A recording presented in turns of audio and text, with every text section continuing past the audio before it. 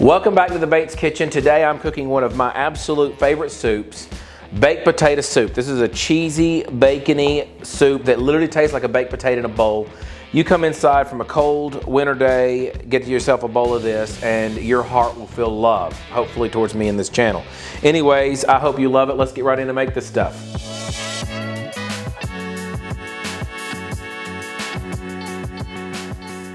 Special thank you to Factor for sponsoring this week's video. Factor helps you meet your nutrition goals easier by delivering fresh, never frozen, dietitian approved meals right to your doorstep. Choose from a weekly menu of 35 options, including popular options like Calorie Smart, Keto, Protein Plus, or Vegan and Veggie. You can discover more than 60 add-ons every week like breakfast, on-the-go lunch, snacks, beverages to help you stay fueled and feel good all day long. Every fresh, never frozen meal is chef crafted, dietitian approved, and ready to eat in just 2 minutes. I can eliminate the mess from prep, from cooking, from cleanup, and just in 2 minutes be eating a chef prepared meal that I know is healthy. It makes a great lunch option, and I hope you guys love these. Boom. During the holidays with traveling and things going on, it's good to know that you can pause, you can reschedule your deliveries at any time. You can change your order up every week. You can order as little as 4 or up to 18 meals. Factor meals eliminate the hassle of prepping, cooking, and cleaning up. You just heat and savor the good stuff. Get chef prepared meals on the table in 2 minutes with Factor's ready to eat meals, and you can get back to doing whatever else is going on in this crazy season right now. Head to factor75.com or click the link below and use Bates Kitchen 50 to get 50% off of your first Factor box and 20% off of your next month of orders. Meet your nutrition goals easily and save a lot of time and mess using Factor.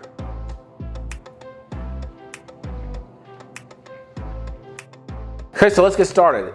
Pretty much for prep, all I need is I've got my potatoes, 6 to 8 potatoes. I got a smaller onion, don't really want a super large one. And a clove of garlic. We're just going to use about 3-4 cloves of garlic there, and then some chives. These are going to be for garnish mostly. And that's pretty much all we're going to need to chop up to start with. First thing I'm going to do is get me a bowl for my peelings here. Make me a little spot, and I'm going to peel these potatoes. If I was using Yukon Golds, I would leave the peeling on some of them. I've done it both ways. These are Idaho potatoes, russet potatoes, because it's a baked potato, kind of like a loaded baked potato soup. These are the potatoes I use to bake, so I kind of like the texture. It reminds me more of a baked potato, whereas the Yukon Gold texture is a little bit different, but I also love a Yukon Gold potato. So whichever one you use, they're going to be great. Just a little different texture on both of those and a little different firmness after the cook. Also, a little tip for peeling your potatoes. You can chop the ends off and not have to go around them with the peeler like this. But my dad complained about wasting potato, so I got in the habit of doing it this way, and I still do. It's a lot easier just to chop the end, and then you just go straight through with your potato peeler. I seen somebody else doing that on YouTube, and I thought, man, why have I never done that? And then I saw how much potato it wasted, and I said, yeah, don't know if I can make myself do that. Feel like I am my dad now.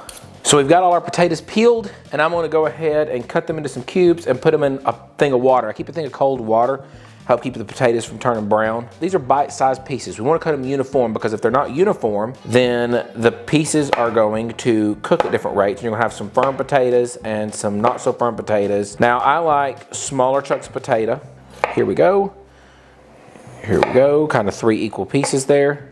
And then the same way this way. 3 again. And the potato pieces are about this size. I'm trying to get where you can see them in the camera there. But it's a good bite size. You can fit a couple of those on a spoon when it cooks out and throw them over in our cold water.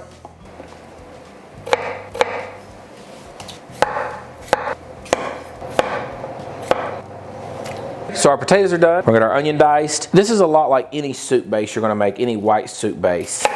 They're pretty much going to have garlic, onion, and butter. You're going to use heavy whipping cream, so you're going to use some fats. You're going to make a roux with some flour, and you're going to add your cream base in there, and then a lot of times you'll have a cheese that goes in. All those white soups are going to use the same, kind of the same or a similar base. Kind of like gravies are all going to start the same with your fat, your roux, and your cream. We're going to cut these really small, and we're going to cook these to translucence. You'll see in the pot here in a minute. And again, I just go straight down this way. Oh, I've already done that. And then this is something I actually learned after I started YouTube, because people weighed in and gave me some advice and made my cutting of onions a lot easier. We'll set these in a bowl here. Got a little bowl set aside for my onion pieces. I'm gonna scoop them up. So about 3/4 cup to a cup of onion. And now we're gonna do 3 cloves of garlic. Honestly, I can't think of many things that I cook without garlic cloves. And I love garlic powder, onion powder, all the things, those are great, but there's something about real raw garlic that just adds such a dimension to pretty much any dish you're cooking. And I use it in everything from butter on garlic bread to the soups to the Alfredo. Pretty much everything we cook with here uses garlic in some way or another. I'm gonna mince these just because I'm here with a knife. Fall cooking, for me, it's about hot food, having that good warmth for whatever you're eating when you come in from outside in the cold. And then it's really about easy dishes. They need to be quick and easy that you can throw on or leave on simmer while you're outside or something like that. And this one is one of the highlights of growing up. My mom made potato soup and vegetable soup and chili pretty much all fall long. We did not do broccoli cheddar soup. That came after I was married, but potato soup was a staple. Now this is not my mom's potato soup recipe. I'm gonna have to get her one day to come show us hers. This is kind of a loaded baked potato soup recipe that I have kind of made more my favorite potato soup recipe. It's got some bacon in it, things like that, that she did not put in hers. I'm trying to put a baked potato, a loaded baked potato in a bowl. Take my chives. Now these are primarily garnish. I just cut them in half to make them easier to handle.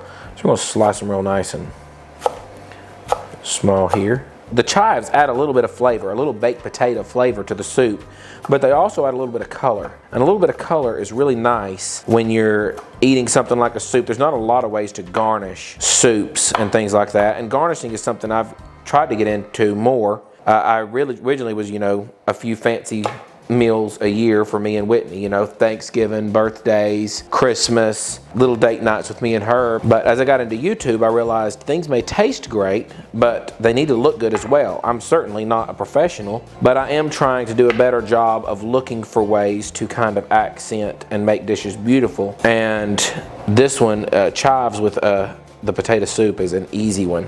A little bit of bacon, a little bit of chives, a little bit of cheddar on top with maybe a squirt of sour cream. And it gives a really good look that reminds you of a baked potato. Before you even bite into it, you've kind of got that baked potato look.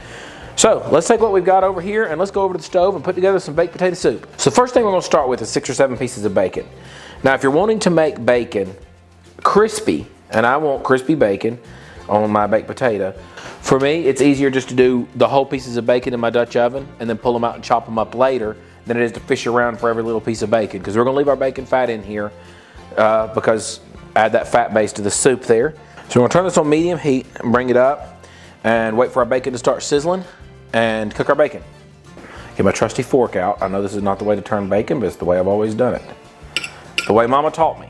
Now there's lots of ways to experiment with this, and growing up my mom never had bacon in it. It was just soup base and little bitty potatoes. This is the sound everybody loves to wake up to right here. Got some sizzling bacon. Smell that in the pan and I'll climb out of bed on any morning. It's still pretty good stuck, so we're just gonna let it cook till it starts to release a little bit.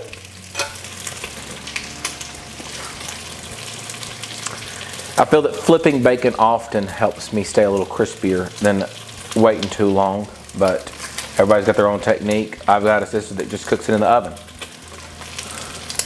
I still like to hear it sizzle.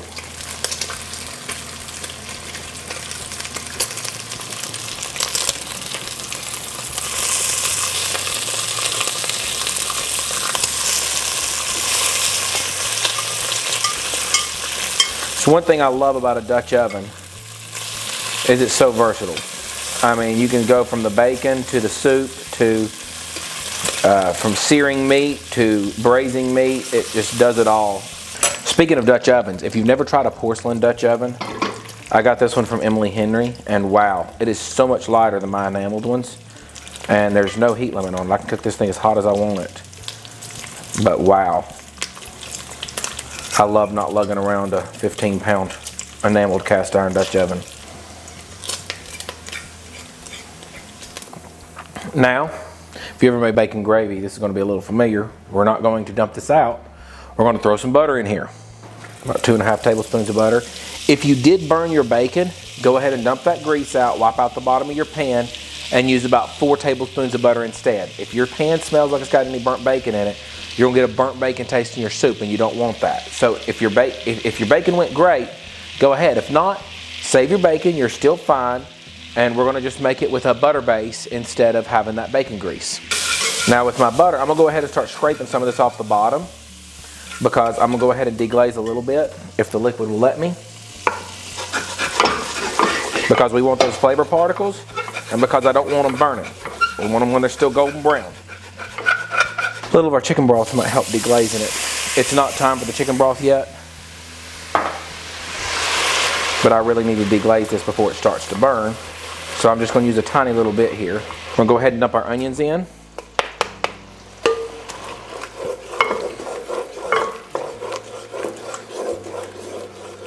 Let these go till they start to turn translucent. If you'll notice, I've got all those little bits scraped off all the way across the bottom. No matter what you're cooking, a lot of the process is the same. You know, you're gonna, once you learn how to chop a vegetable, you're gonna continue chopping vegetables for everything you put vegetables in. You learn to make a roux, you're gonna use the same process to make roux for gravies, for soups, for you know, a lot of different things. Once you start making pasta sauces, a lot of those go this very similar to soups. A lot of the styles are the same. It's just the individual recipes of what goes in and where. The when pretty much always follows the same rules there. So once our onions start to turn translucent, we're gonna dump our garlic in. Then we're gonna add our flour to kind of make a roux. So my onions are starting to turn translucent. The white is gone and you can kind of see through them. I've got a great flavor profile down here in the bottom of the pan. And we're gonna add our garlic in. Now this stuff goes pretty quick. It's just about 30-45 seconds is all it needs. Don't get picky, but you need that garlic. And you're really just cooking it till you can start to smell it. And that aroma comes up pretty quick. It doesn't take long at all. And go ahead and get ready with my flour. And I've got my whisk over here, because it's a lot easier to create a roux with a whisk than it is to try to do it with a wooden spatula. I really can't do this. I try to do this the other handed, but I really can't do this. This hand shakes and this hand stirs, and that's just the way it goes. Because if you don't do it even, you get clumpy, and you can't have a clumpy roux here. It kind of defeats the purpose. Now if you're not a flour person, my mom never put flour in hers, never did a roux. And hers turned out great. I loved it. I'd eat it again today. But this creates a little thickness, and the roux is cooking that flour taste out and thickening it up. It's going to be a really even thickness. You can see that there. It kind of clumps all together, forms that kind of a thick roux. I added about an extra 2 tablespoons of flour, and that was really all it needed. Now we're going to go in with our broth.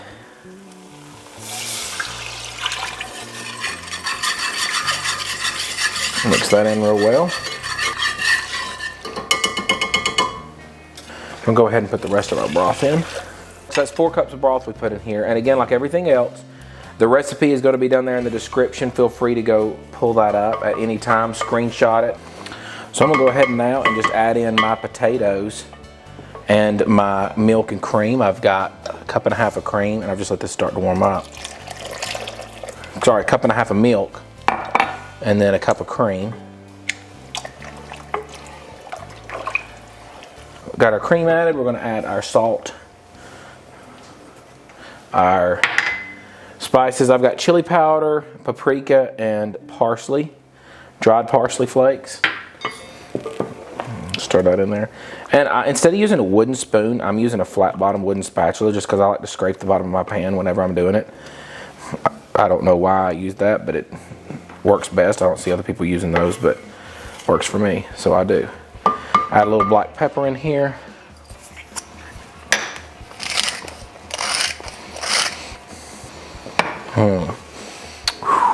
Something about fresh cracked black pepper and a baked potato. Now it's time to add them potatoes. Drain them off real quick. I'm going to add these guys in. And then we are going to put the lid on and let this boil for about 10 minutes or so till these potatoes are soft. I'm actually not going to put it at a rolling boil. It's kind of a medium-low heat. I'm going to let it simmer. A high simmer, low boil, because I don't want to curdle on my milk. Another way, and sometimes I've done it this way, is just to boil the potatoes with the chicken broth and then add the cream and cheese in later. So we're going to put the lid on and let this thing simmer for a bit. So while our pot simmers, I'm gonna go ahead and cut my crispy bacon. Let's call it bacon. I didn't mean to do that, but look at this. Perfectly crispy. Perfectly tasty. As all good bacon should be. Just gonna stack it up and cut it into some last little bit, and I just stacked it up right there, and we're just gonna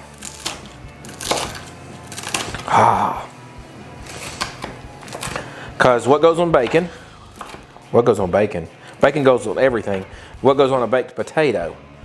Bacon, cheddar cheese, got my sour cream here, and then my chives. And everybody knows that's what goes on a baked potato. So that's what's gonna go in our soup. Should be just about done here in just a minute. When it finishes, we're gonna have us a little bit of heaven in the bowl. I've got my bowl, and the only thing we need now is our soup. Speaking of which, it is baked potato soup time in Tennessee. Get one of my little glass bowls, and I'm gonna reserve some of my bacon for my garnish. And then I've got some cheddar cheese and some sour cream. We're gonna spoon this into the soup and stir it all in here. Look at that. One of the things we wanna check is we wanna get a big old potato out of here, get a big piece. And let me grab a fork. The big part about a baked potato is the texture of a baked potato. So if you see that perfectly mashes just like a baked potato would, we know that that texture is perfect. It's time to go ahead and mix in all of our bacon, our cheddar cheese, and our sour cream and finish this up. So I'm gonna put my bacon in here. I'm gonna stir that bacon in because that's what a good potato soup has. So I'm gonna go ahead and work in my cheddar cheese here. Handful by handful, gonna put about a cup of it in there, somewhere like that. And I'm just using mild cheddar. Got my bacon in there, and then I'm going to rake in some sour cream. Now I'm just gonna stir that around in there real good. And a little more cheese. Somewhere between a half a cup and a cup, and it just varies each time for me. Now that that's all stirred up, I'm gonna set it back over here. And we're gonna make us a bowl of potato soup.